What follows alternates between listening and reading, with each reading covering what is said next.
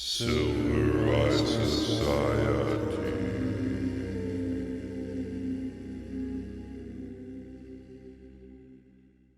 Welcome to the Silver Eye Society. It is time for our favorite month of the podcast, October, where we cover horror films that connect us to the horror of life. That's my line, right? Life is horror. I copyrighted that. And we're going to show you how. For our first movie in our October series, we are discussing The Wickerman. You may have heard of this if you are into film. You may have not. It is a movie, I think it's to the 70s, and it is the predecessor to a movie you will know, Midsommar. If you liked Midsommar, you should watch The Wickerman because it's basically the origins of Midsommar in so many different ways. But it's very unique. It's like if David Lynch was British and did Midsommar, something like that. So, The Wicker Man has many elements of which we will discuss in other episodes. But in this episode, we're going to talk about something you probably have thought about too. Utopianism and the dangers of utopianism. But to start off with that idea is the word of the podcast by my co-host, my cloaked co-host, Justin Dustin W.A. Blair. You don't need a name. Well, glad that the month of October is basically over after that lengthy introduction that rambled on too long. That was so succinct. That was one of my better ones. So we want to do a word of the podcast, which you just hit me with right minutes before we went live on air. It's best to work spontaneously. You requested the word utopia, a noun, 1551. I feel like we maybe did this like a year ago, but maybe not. 1551, from modern Latin, utopia. Do you know what it means? Pop quiz. You know what it means? Something about society, because topia is like a city or something. Well, no, you failed. It literally means nowhere. What? Coined by Thomas More and used as title of his book about an imaginary island enjoying the utmost perfection in legal, social, and political systems. From Greek, not, plus topos, place. Topos, like a topographic map. We're learning words left and right for the Halloween season. Think about that. Topography, topology, not, Greek. Okay, no relax. Place. Settle. Stop. It means no place because it's not about real. The Greek. The point that is interesting is that it actually means no place. I had no idea. Well, if you understood Greek, then you would, because you would have just broken down the word very simply, and then you would know, I want our audience to know words so they can survive this modern hellscape we live in. That's actually pretty bleak, because then if you think of what it means to be utopianistic, it means to be aiming to go nowhere, to nowhere land, which is like, isn't that destruction? Non-existence? Nowhere? Nothingness? Is that a gourd on your artwork behind you? Bro, when What? I'm in the middle of connecting the dots, you can't bring up the decor. I just need to know if is that a false gourd or is that a real gourd? No, it is a false gourd because I couldn't conjure It's up fake. a real gourd of that size and fix it Okay, there. connect the dots for us about this new word you just learned. Well, look, the thing that happens in The Wicker Man is that it's, spoiler, whatever, is that it's these people that live on this island, and it's kind of like cult vibes. Essentially, it's a cult, but in the religious sense, like it's a small religious group that lives by their own belief system. And this cop shows up there because he thinks that there's a child missing, and eventually he dies. They kill him for their cult beliefs. And in the whole beginning part of the film, you see all these beautiful ideals. It's this like ideals of free love and we're connected to the earth and blah blah blah and all these nice things, and things seem pretty idyllic. But then, as things often come to pass with these kind of overly idyllic ideologies, some blood must be spilled to keep things going the way that they are going. And so that's what happens in this film. And it made me think about how... Hold on, before you start thinking. Thanks for the Wikipedia definition of the movie. But I have a question, which is, why do you consider this some sort of idyllic... it's not really idyllic. They're all fucking happy. They're literally all happy. None of them don't want to be there. They're all in communion, collectively in unity with each other, smiling, laughing, loving their beliefs. Not a single one of those people is like, I want to get out, let me out of here. None of them. They all happily abide by their belief system. So of course they live like animals. That's what they want to do. They like it. It's idyllic for them. They don't even live like animals. They literally have clothes and buildings. Like, what do you...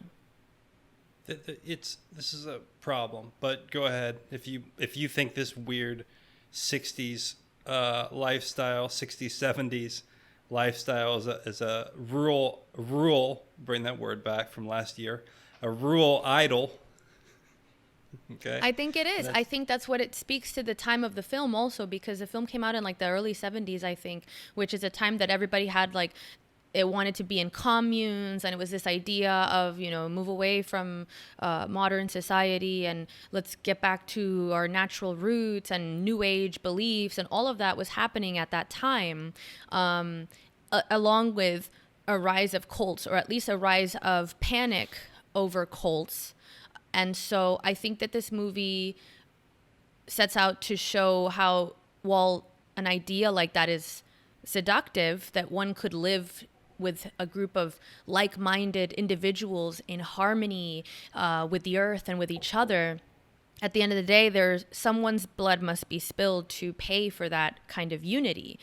And in this case, it ends up being that of an outsider, that of a non-believer, which isn't that how it often goes, where belief systems that purport to be so attuned and conscious end up being incredibly violent towards the outsider, which you can argue is the function of belief. Some, I think, religious scholars, well, not scholars, right, because that means they believe it. Like, people that study religion would say that that's what religion is supposed to do. It's supposed to be aggressive towards outsiders.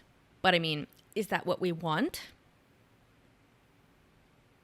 Scourge the peasants. What should have happened is they should have scourged the island of this paganism, and that would have... Who is they? The rest of the modern at that time.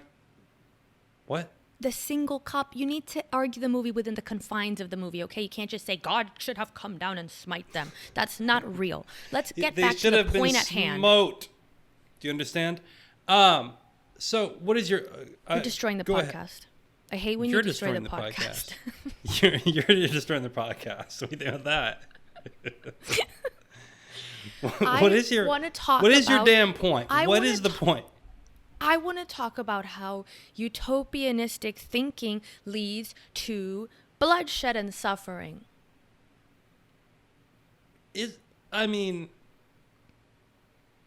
Go on. Is that not what we see in this movie? Is that not what we see in reality? We see people that are so enamored with their ideals that they don't see harm in doing incredibly violent things or malicious things to other people in order to sustain their ideals. Yeah. That's how the world works. I condemn it. Just like you said. Well, but you understand the world requires people to come around a set of common beliefs in order to have what we consider a society to but exist, they don't right? have to be utopian per se in this way. That I think maybe if you are looking for a society that is so great, like this idea that perfection becomes the enemy of the good. If you have this idea that you're going to create this paradise island where everybody is in communion with each other, that the goodness of that vision then enables an equally dark attempt to enact it. I understand. Kind of. Like, isn't that what religions would do anyway? Because they're like, for heaven, for God. And then they'll be like, I'm going to slaughter this entire town. But the goodness of the vision that I am doing it in service of is so great. It's literally beyond the world itself. So, I mean, would you not destroy the world in seeking a world beyond the world? That seems like a fair trade-off then. But that's why I'm saying lower your standards a little bit here. Let us dispense with the utopianism. Now, I used to be utopianistic. I will use myself as an example of this. That's when I thought... You still are. That's what's funny about this podcast. Absolutely not. Is because you've switched off from your Tumblr liberal, like, pseudo-communist, whatever, 15-year-old living with their parents or whatever, that type of utopia thing. Now you in your mind somewhere, you think there's a society we're going to create where everyone just gets along and, like, there's no... When have I ever said that we're going to have a society where everybody gets along? On the contrary, I think that what we need is a society where we accept the fact that everyone is never going to get along, because that's reality. The only times we have a society where everybody gets along is when the people that don't agree with what's going on are suppressed into silence. So true utopianism, where everybody gets along, just means suppressing dissent to the point of having the facade of unity.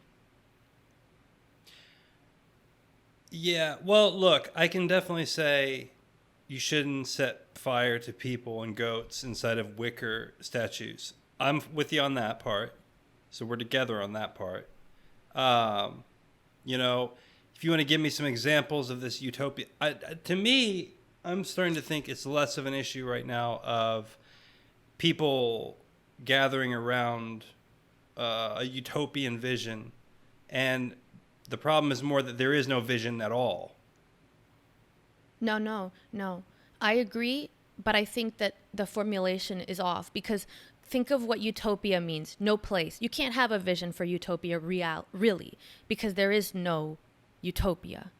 It would have to be pure fantasy, and it would always be subject to change because there's no real thing to ground it in. It doesn't exist. And so I think that, and using my own, previous utopianistic psychology to inform this, I think that what drives people is this vague sense that they can access some utopia if they trade enough suffering and violence for it. Like, if they're... Does anyone really believe this? No one believes it consciously. I'm not saying anyone goes on and is like, I will trade suffering for utopia. No one does that. I think they just, like, rebel violently against the life that they currently have in some, like, misguided attempt to have something new come out of that. But they don't have a vision for that that's real, to your point. And I think because there's no actual pragmatic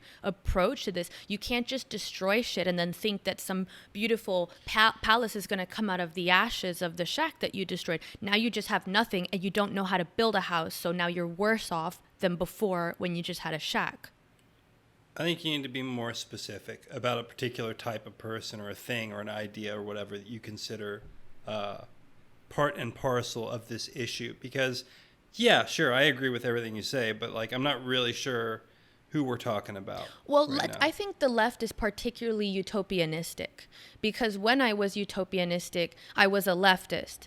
And I think that to believe in an ideology like communism, you have to be incredibly utopianistic, because it posits the idea that pretty much all of humanity's ancient failings will disappear under the right circumstance, and that we can enact that circumstance through centralized control in mass. Seems pretty fucking lofty, now that I think of it with a more pragmatic and grounded perspective. When I was younger, I didn't see that. I didn't see it like that. Instead, I saw this kind of, why not? Why not? If we just did all these things, then we could have that. And that's very naive also. That's very simplistic. So I think that you can look at this utopianism through the lens of a kind of far left perspective that believes you can solve some of humanity's most ancient struggles through force and control using systems that have always caused suffering historically, and using a philosophy that has always failed. I don't think there's a lot of like straight up communists though rocking around anymore. It's transferred over into some other things, but there's that. But then there is a way to do it, and this is maybe the more concerning thing. You can actually do that, and you probably can succeed. But first, you have to erase. You have to get to this. You have to assume that human beings can become blank slates, and you can make them that way if you take away everything, all of their traditions, all of their religious thought, all of the other things that make them, what they are.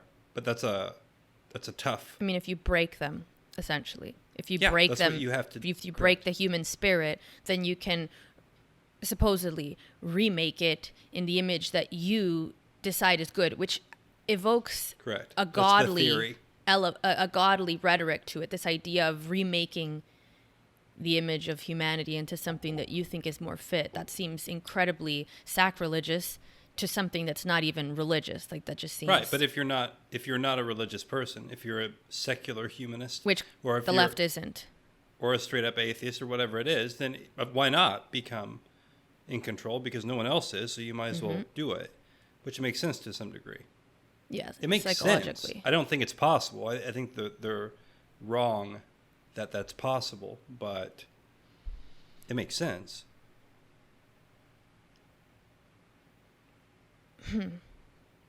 Okay. Well, we solved it. Okay. Well, okay. Well, so look, here's the thing. How do you get people, and I don't mean get people, like force them or whatever, but like, what is it that precipitates the change from pursuing this kind of utopianistic ideology and thinking that any tool is on the table, any amount of suffering, manipulation, and force is on the table if it's in service of some yet non-existent, beautiful, miraculous good? How do you stop people from wanting to remake humanity? Is that what you're saying? What do you think leads to people developing a more pragmatic and realistic worldview, one that would lead them to question, why do we continue to try to enforce and mold people into things that we think they should be, even though that approach has failed so drastically and has caused so much suffering throughout history, and people still... Number one, it does work. What? Works what? What it works? Where is the you're utopia? Making it sound Where like... is this place where all of the suffering and all of the poverty has been eradicated through force? What you realize that in the Western world, until recently anyway, the vast majority of people adhered to the Christian faith, right? And going back to this film a little bit, there was a point in time where people did not do that. Thus, the mass of humanity in the Western world a couple of thousand years ago was converted into an entirely different religion with an entirely different set of ethics, with an entirely different culture, with an entirely which you live within right now, and you don't even understand that you do. So yes, people can be remade. Yeah, but there completely. Are places. Yeah, I'm not advocating the Crusades here. I don't think that was good either. Just because I'm not saying you're advocating. I'm saying that it's real and it's possible and it happens, and it'll never stop. There will always be people in power that want to make the world a different way. And in answer to your question, the one way to stop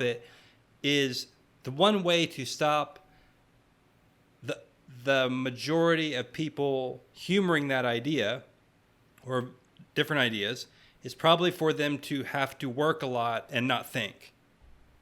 Oh, Jesus Christ. On the Well, contrary. No. No, on the Unfortunately, no. contrary. I think when people... So, no, stop. Actually, when you were on Tumblr, when you were a youth thinking about communism, if you had to be in like picking beets out of the backyard to survive, you actually wouldn't have been susceptible to different ideas because you would just be laboring and then you would go to sleep because you were tired. You wouldn't have the energy to think about maybe communism is a good idea, or maybe libertarianism is a great idea, or maybe this, that, or the other. Yeah, but people that are miserable, these masses that have, so little in their lives that all they do is pick beets and eat gruel, those are exactly the people that you would be able to likely appeal to if you come down from your, university or from your whatever position that is slightly higher in society that allows you to spend more time indulging philosophies and recruit.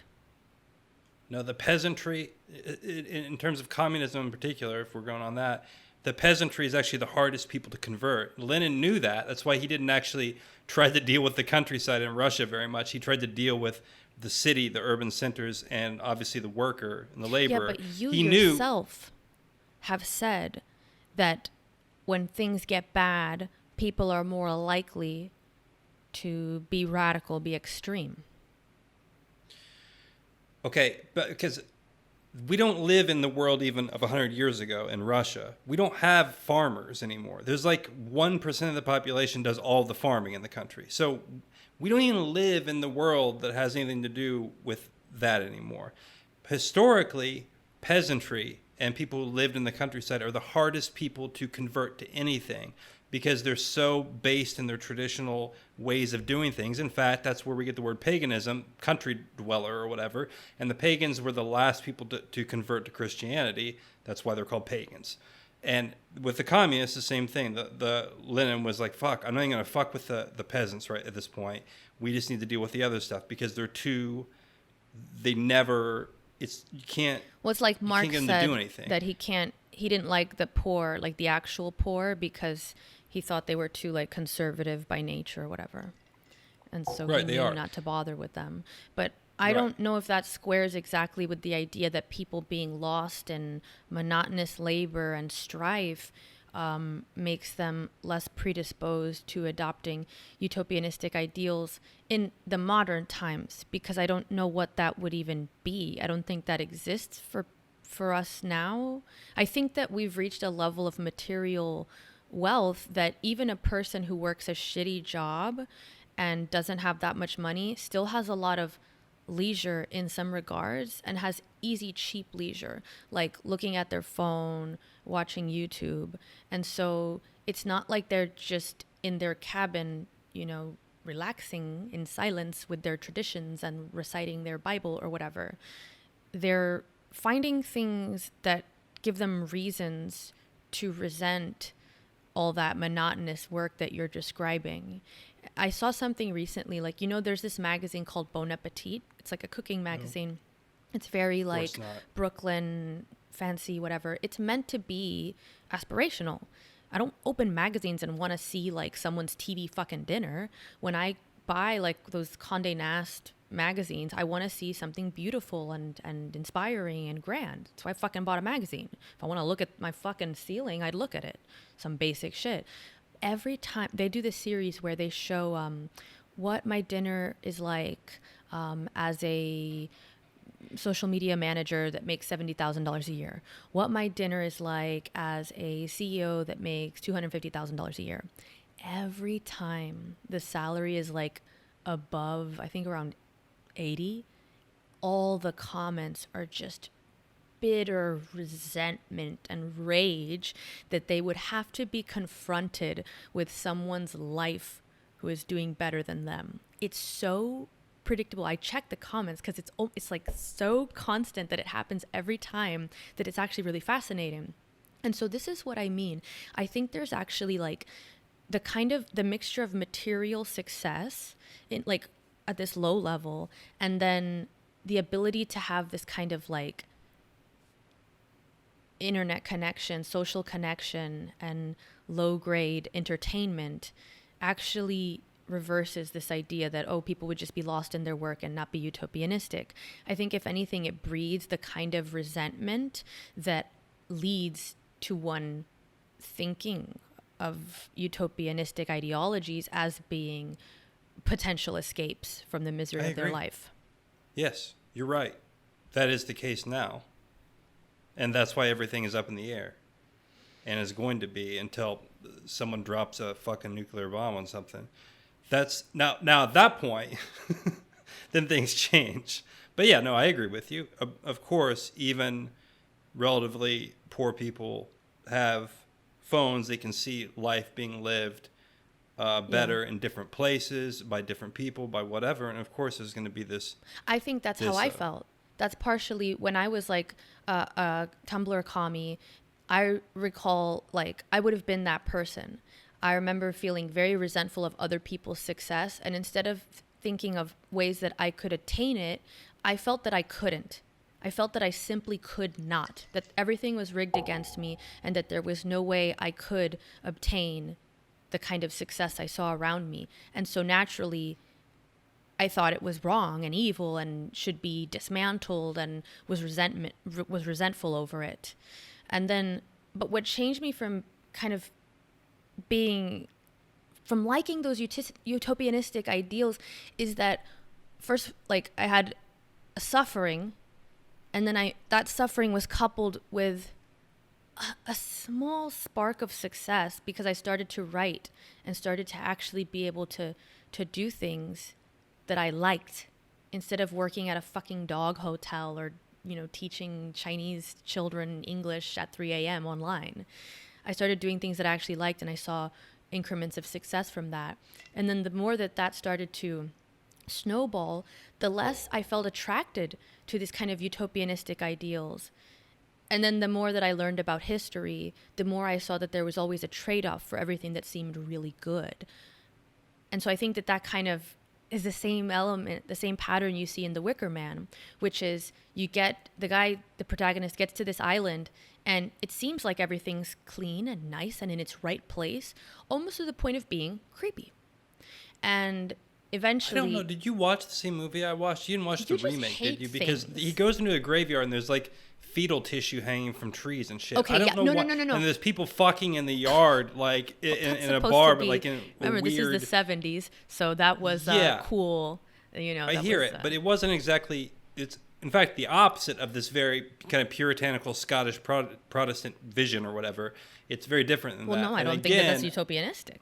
It depends whose utopia are you talking about. I think that the utopia here is the kind of like hippie 70s utopia, which is people are outside having sex in a commune. That is utopianistic. Whoever made that movie, I think, was criticizing that, actually. I do think it's a criticism. That's why at the end they burn the guy alive, because all of it is a facade that's predicated on something very dark. All of those, like this seeming pleasure, this like hedonism that at first you're confronted with. And then you have that thing like the skin and like these little dark details that start to pop up that show you something's not right here, which is very well done in the film. It seems at first like they're just normal people. They're just, they have their culture, their ways, and they're very in communion with each other and unified. Then you start to have these details that shows you there's something sinister. Pretty quickly. I mean, I don't know. We disagree a little bit. I mean, they're pretty happy. That's the thing. They're pretty chillin'. So. Yeah. Well, and maybe it all worked out in the end. Well, they got to keep doing their thing, I guess. Yeah. But it is interesting because then you would have to think like the psychology of the characters and the protagonist that gets sacrificed. He does try to appeal to them as like this, I am a human being, like think about what you're doing. Think about what you're doing. He really tries to impress that upon them. Think about what you're doing. And that's kind of a really scary part because it speaks to the way it feels to negotiate with ideological possession, which is you beg someone to think, but to no avail. It speaks to how I felt in the year 2021, being unvaxxed and relaxed. That's what I thought. I thought there were some moments where I thought they were going to throw me in the Wicker statue. But anyway, listen. They would have. They fucking would have. I don't think it got that far. Because you have to, we would've. still live in this kind of, and a lot of things are up in the air, but you can still, see, there was zero way to reason with those people in the Wickerman thing, because they knew nothing better. They thought they were doing the right thing. That's what's really good about the movie, is they're all singing and happy. Part. Like, it's really, really, really, I really like the movie a lot. It's great. And I mean, the musical, I hate musicals. I reject it entirely, just as much as I reject Bon Appetit or whatever this kind of stuff. Yeah, Urban Elite magazine. Yeah, I don't do that. But we are not an Urban Elite magazine here at the Silver Eye Society. What are we? I'm not the Urban Elite. I'm not an Urban Elite either. You are I mean, you're definitely like, dude, I mean, you're really starting to verge. We got like a little wine bottle thing in the background. You're like reading some sort of magazine about cooking. I wasn't reading it. I stopped buying it because I think I saw them say something that was like, fucking, you can't make this dessert because it's Middle Eastern or Korean. And it's like, please just then stop making a food magazine. You can't make the food magazine because, you're appropriating food. So no, I don't truck with the Urban Elite, okay? Just because I like me a little good wine and shit, let a person enjoy. Trying to adopt some of the hedonism from the Wickerman cult. Some things aren't wrong. Anyway. All right, well. All right, another thing that isn't wrong is the Silver Eye Society membership. That is a great thing. It is right, it is righteous, it is greatly, it is not a cult. We will not be burning anyone in any Wickerman, man, non-binary, or they, them Wickers. You can join on Patreon. You can subscribe to our YouTube channel if you want to keep it casual with us. But please do like and leave us a comment or something. You like my little decor? I want to hear from the people. But our listeners, they do leave really reasoned comments. You see a lot of them leaving some interesting things. We had someone recently call us a chicken hawk on one of the comments. I don't know. What's a chicken hawk? I didn't see that. I don't read the comments. I know, I do all the work. I do. What the fuck is a chicken hawk? It's supposed to be an insult, but it sounds kind of cool. I think that it would be a left-wing warmonger, or someone who basically doesn't actually fight wars, but then cheers on wars. That's dumb. Yeah, that's because that was on the jihad rehab one, which is like, it's you can never tell people if they're bots or not when they leave comments like that, and then they get mad when you call them a bot. And it's like, stop acting like a bot. Let the people have their opinions in the comment section. They're allowed to say whatever they want. I just can't tell if they're bots or not sometimes. All right. Wow. Silver Eye Society members are not bots. They're notoriously non-bot-like, and we will see you and your non-bot self on the next episode. Non-botanary.